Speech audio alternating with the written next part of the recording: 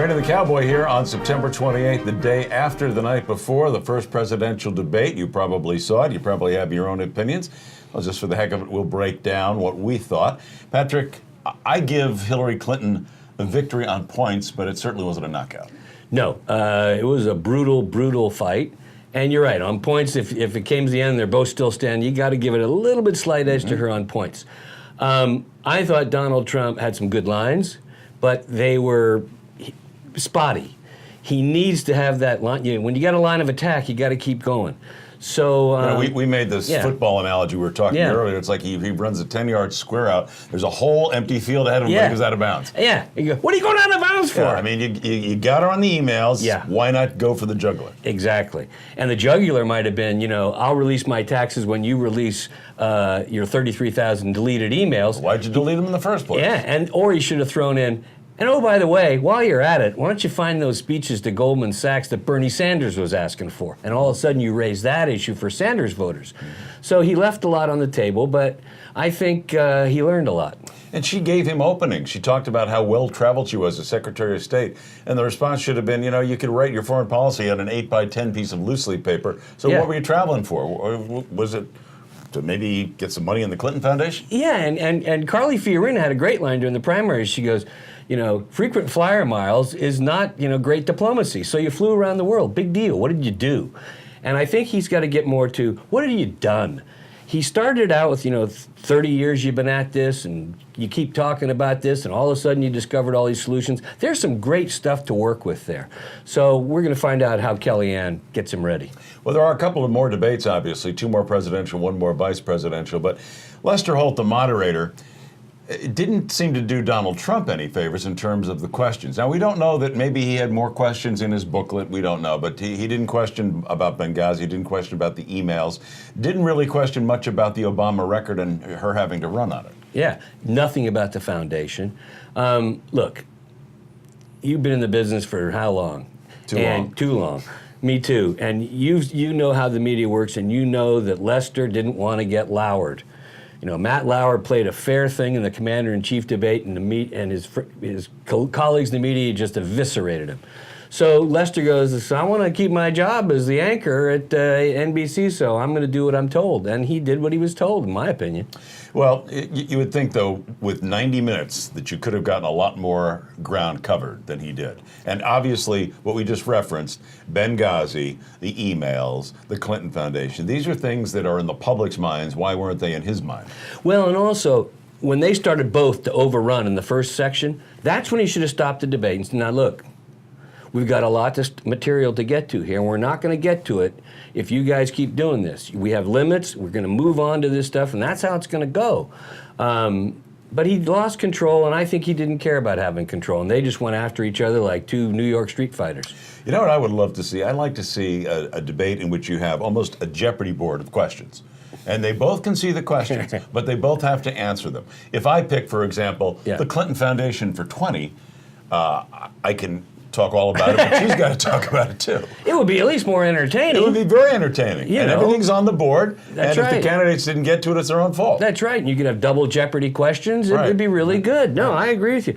But and if you lose Final Jeopardy, the other guy wins. We don't even have an election. Well, the trap door opens and you get shot out to the backside of Hofstra University.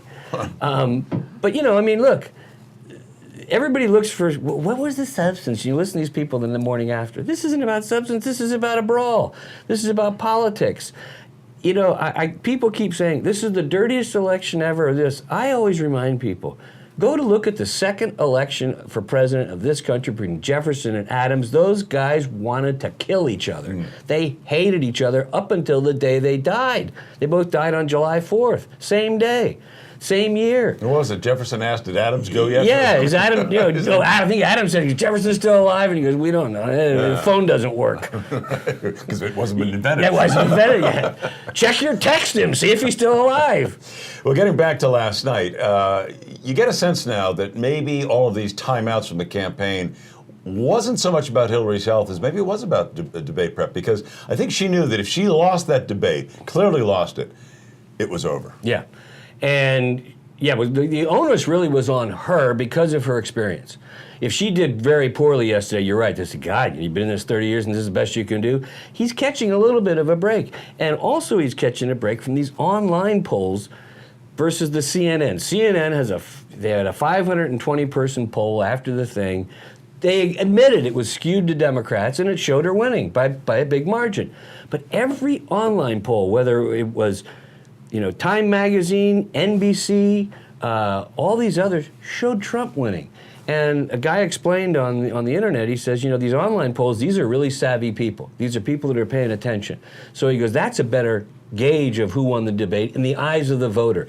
So once again, maybe we got the pundit class up here that says, oh, here's what I think happened. And you got the people that say, you guys are as dumb as rocks. That's not what happened. Well, what's interesting is if you're a Trump person, you're not going to get away from Donald Trump based on last night. And if you're a Hillary person, you're certainly not. But the one poll I saw, she did not pick up undecideds. No. So it was really no harm, no foul for Trump. And in fact, there was I mentioned the article, it was in the Post today, New York Post, where they went to a bar in western Pennsylvania, working class town that has voted Democratic solidly for years. They went into this bar, they watched the debate, the reporters were there to ask them questions. They came out of the place, Trump, because they said, at least somebody's going to fight for me. And the one guy said, I listen to Hillary Clinton and I hear stuff that has nothing to do with my life or the people around me. And I think that's going to be a big factor going forward. I think what either candidate has to do to win this thing really is somebody's got to pick up the millennial vote. There's a lot of millennials who are disaffected by the Bernie Sanders treatment, and also the people of color, because that has always been a traditional Democratic bloc. If Donald Trump can make some inroads there, it helps him. If Hillary Clinton can keep that unit that has traditionally been Democratic, she's going to win.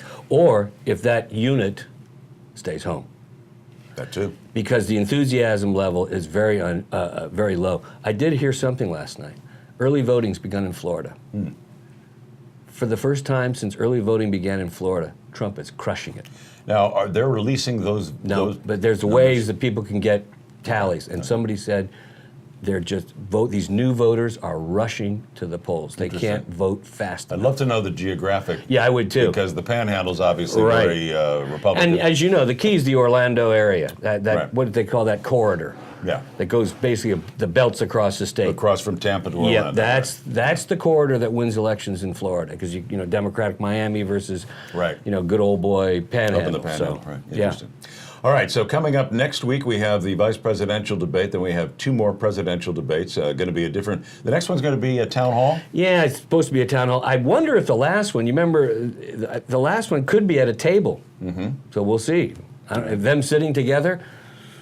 Well, they were pretty close last night. And you made the point earlier off camera that she's not really a people person, whereas Trump is more of a people person. Yeah. And it's going to be interesting to see how her on-camera comfort is versus his. Yeah, yeah. And she's got to wipe the smirk off her face. And the shoulder shimmy. Yeah.